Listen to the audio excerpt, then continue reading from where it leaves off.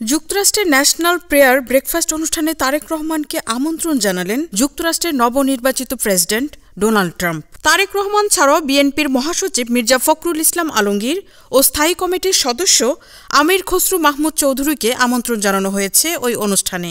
শনিবার বিএনপি চেয়ারপারসনের প্রেস উইংয়ের সদস্য সাইরুল কবির খান স্বাক্ষরিত এক বার্তায় এ তথ্য জানানো হয়েছে।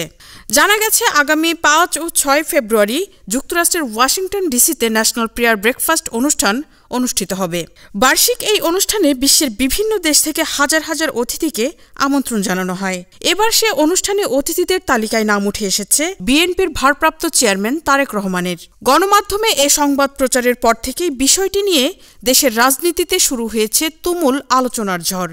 পাশাপাশি বিভিন্ন দৃষ্টিভঙ্গি থেকে দেখছেন রাজনৈতিক বিশ্লেষকরা। তারা মনে করেন, তারেক রহমানের আমন্ত্রণ এবং উপস্থিতি বাংলাদেশের রাজনৈতিক অঙ্গনে যুক্তরাষ্ট্রের পক্ষ থেকে একটি সম্মানজনক সংকেত হিসেবে দেখা যেতে পারে।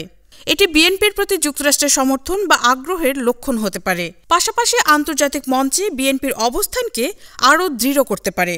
যুক্তরাষ্ট্রের মতো বিশ্বশক্তির সাথে সম্পর্ক বৃদ্ধি বিএনপির বৈশ্বিক পরিচিতি এবং রাজনৈতিক প্রভাবকে শক্তিশালী করতে সাহায্য করবে। এদিকে দলটির নেতাকর্মীরা মনে করছেন, বিষয়টি বিএনপির মধ্যে একটি রাজনৈতিক শক্তি হিসেবে তার অবস্থানকে পুনঃপ্রতিষ্ঠিত করতে পারে।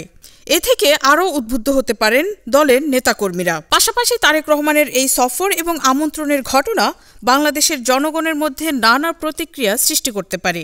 কিছু মানুষ এটি ইতিবাচক পদক্ষেপ হিসেবে দেখতে পারে, তবে কিছু লোক এটি রাজনৈতিক উদ্দেশ্য প্রণোদিত হিসেবে দেখবে। এটি বিএনপির প্রতি জনগণের মনোভাবও প্রভাবিত করতে পারে। সর্বোপরি তারেক রহমানের এই আমন্ত্রণ বাংলাদেশের রাজনীতির মঞ্চে নতুন আলোচনার জন্ম দিতে পারে, যা রাজনৈতিক পরিস্থিতি এবং সম্পর্কের প্রেক্ষাপটে বেশ গুরুত্বপূর্ণ। যুক্তরাষ্ট্রে বাংলাদেশের সাবেক রাষ্ট্রদূতদের অনেকেই দাওয়াতটি ইতিবাচক হিসেবে দেখছেন।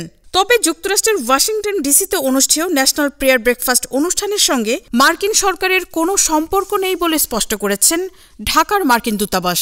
দূতাবাসের মুখপাত্র আশাবে সাংবাদিকদের বলেছেন, যুক্তরাষ্ট্র ন্যাশনাল প্রেয়ার ব্রেকফাস্ট নামে কোনো অনুষ্ঠানের আয়োজন করছে না। এই অনুষ্ঠানের সঙ্গে যুক্তরাষ্ট্রের সরকার কোনোভাবেই সম্পৃক্ত নয়। Marufa Kamal, news desk, hello Bangla.